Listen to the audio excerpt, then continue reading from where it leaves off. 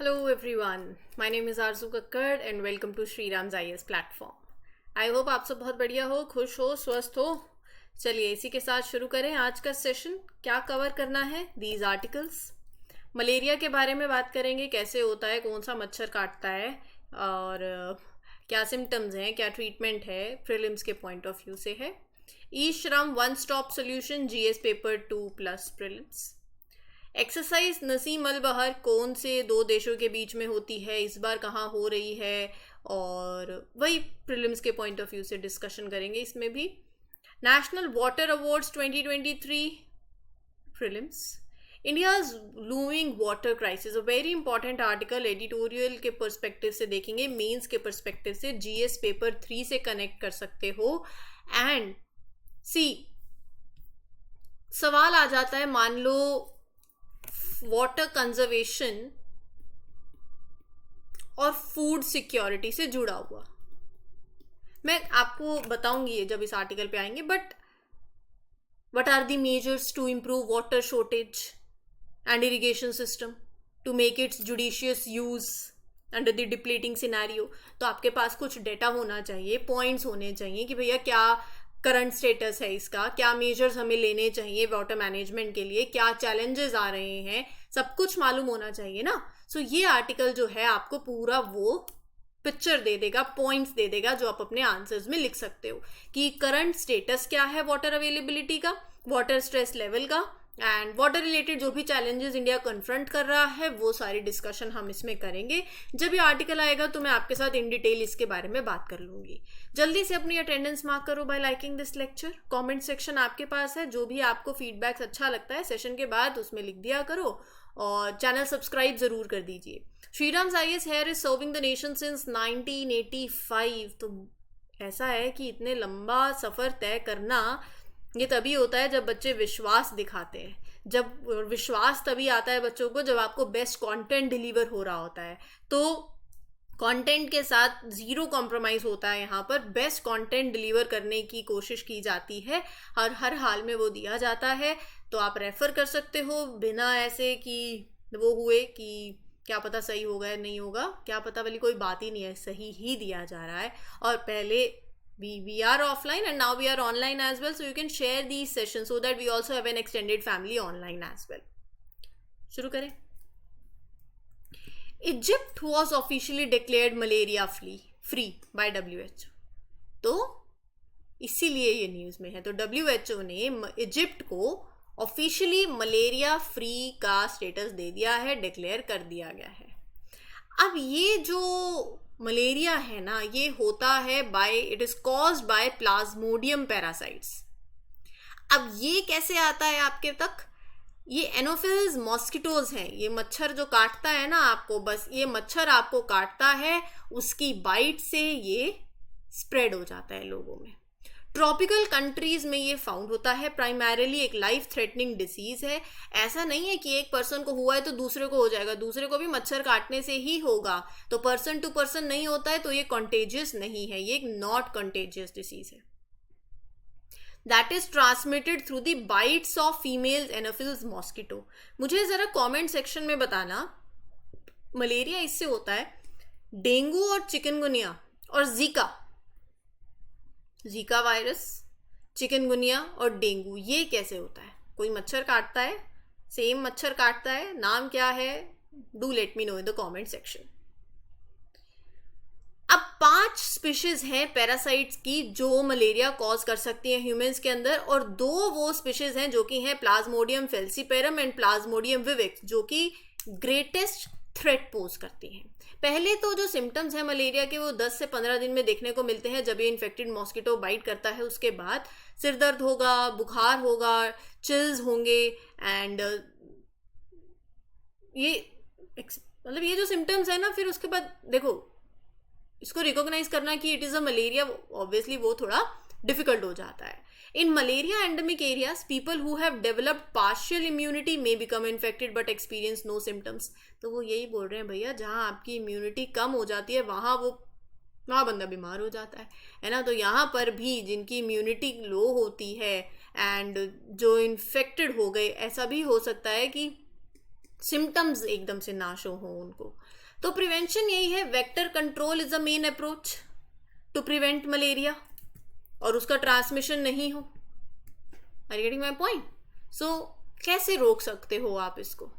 The best way is to stop malaria is to vector कौन है यहाँ? मच्छर, मॉस्किटो जो फैला रहा है। मच्छर नहीं होने देना। कैसे कंट्रोल करोगे? मॉस्किटो नेट्स हो गए, स्प्रेइंग दोज इंसेक्टिसाइड्स, और ऐसा कुछ हो ही नहीं, कचरा ना करो कि मच्छर ना आए। Removing places where mosquitoes breed and reduce the number of, ये सारे एक्शंस होंगे तो obviously it will reduce the number of mosquito bites. Malaria नहीं होगा, आगे नहीं फैलेगा। समझ के बात? और रही बात ट्रीटमेंट की, तो प्रिवेंटेबल है, बिल्कुल है, क्योरेबल है, यस है। अर्ली डायग्नोसिस और ट्रीटमेंट जो है मलेरिया का, it reduces disease and prevents death and also contributes to reducing transmission. Simple, no rocket science.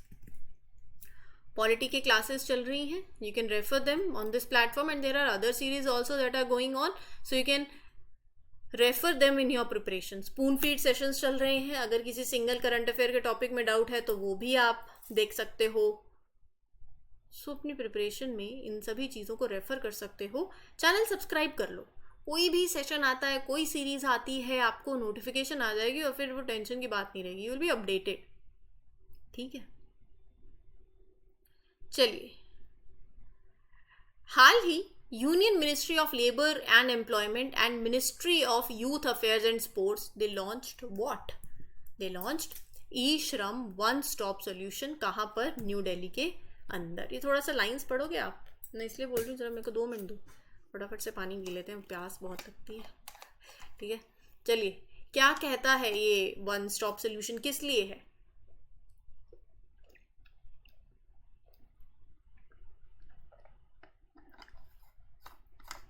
जो अनऑर्गेनाइज्ड वर्कर्स हैं, जो कि ई श्रम पोर्टल पे रजिस्टर्ड हैं, तो ये वन स्टॉप सॉल्यूशन से ही समझ में आ रहा होगा कि ये क्या कहना चाह रहे हैं।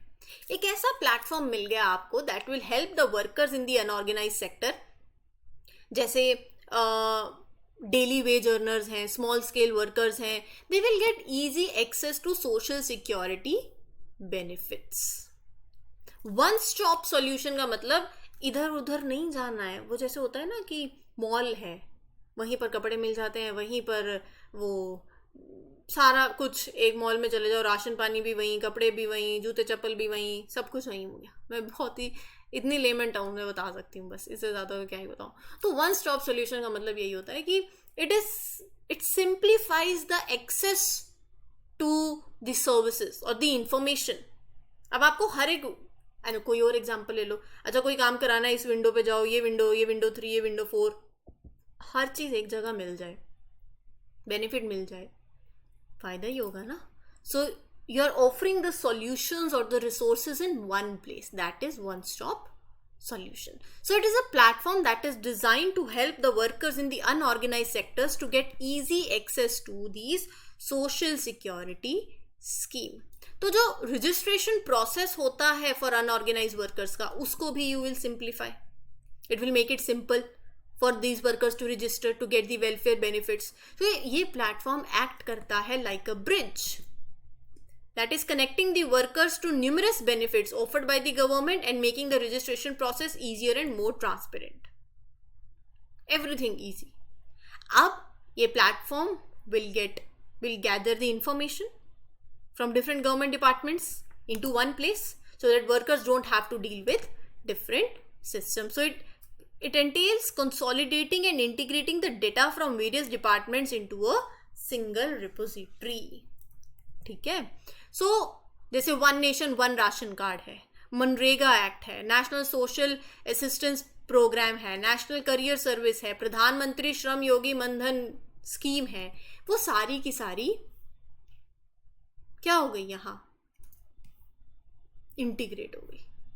इंटीग्रेट नहीं बोलूंगी, रादर आई वुड से कि हाँ, they have been integrated with e Shram. Yes, एक जगह सारी वेलफेयर स्कीम्स का बेनिफिट मिल गया. क्या है e Shram portal? Labour and employment ministry ने 2021 में ये लॉन्च किया for registration and creation of a comprehensive national database of unorganised workers. So एक ऐसा पोर्टल है जो वर्कर्स को हेल्प करता है, जैसे कंस्ट्रक्शन लेबर्स हो गए, स्ट्रीट वेंडर्स हो गए, डोमेस्टिक वर्कर्स हो गए, they get registered so that they get the benefit from the government welfare schemes. तो वर्कर्स यहाँ पर आसानी से रजिस्टर कर लेते हैं अपने आप को बाय प्रोवाइडिंग देयर डिटेल्स, और रजिस्ट्रेशन जो है वो it is based on Aadhaar verification और and requires the worker to declare their job details themselves। और ये पोर्टल 400 टाइप्स ऑफ जॉब्स को कवर करता है अक्रॉस 30 ब्रॉड जॉब सेक्टर्स। ठीक है, आगे बढ़े। एक इंडियन नेवी शिप है INS Trikand. It is participating in this naval exercise that is Naseem Al Bahr. It participated, और ये हुई गोवा के अंदर।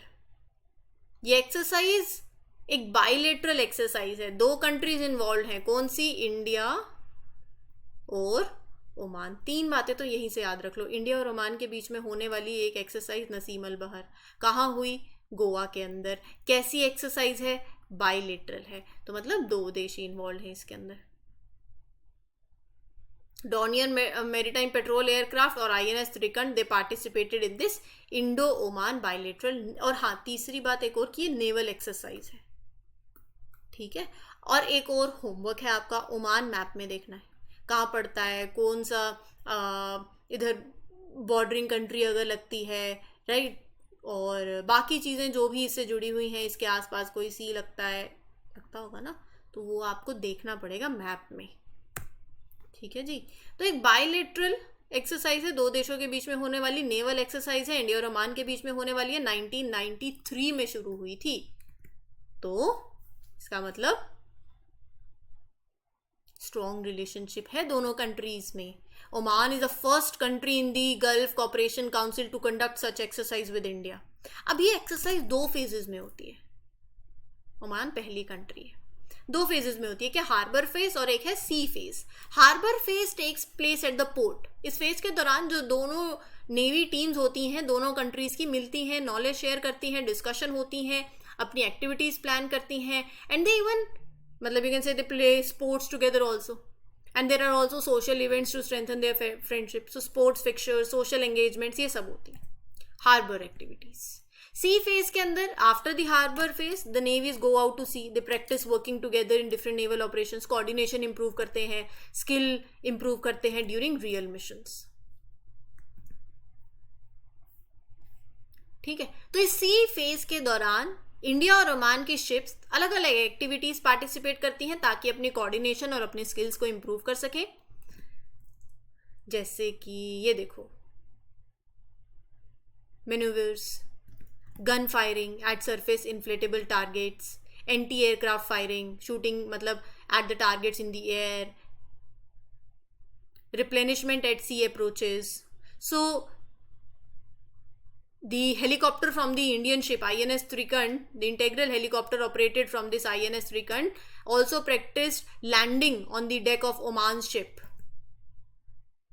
This is their name.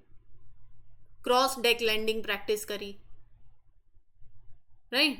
The Dornier aircraft from India helped by providing information about the target beyond the ship's direct line of sight, जिसको आप over the horizon targeting बोलते हो। तो ये जो एक्सरसाइजेज होती है ना, टीम वर्क को इम्प्रूव करती है। It is a way to understand each other's way of doing things, work better together in the future. So that is the whole scenario. आगे बढ़े। The honourable president of India will confer 5th national awards, water awards 2023 22 अक्टूबर को दिए विज्ञान भवन new Delhi के अंदर। तो हम बात कर लेते हैं इन वाटर अवार्ड्स की।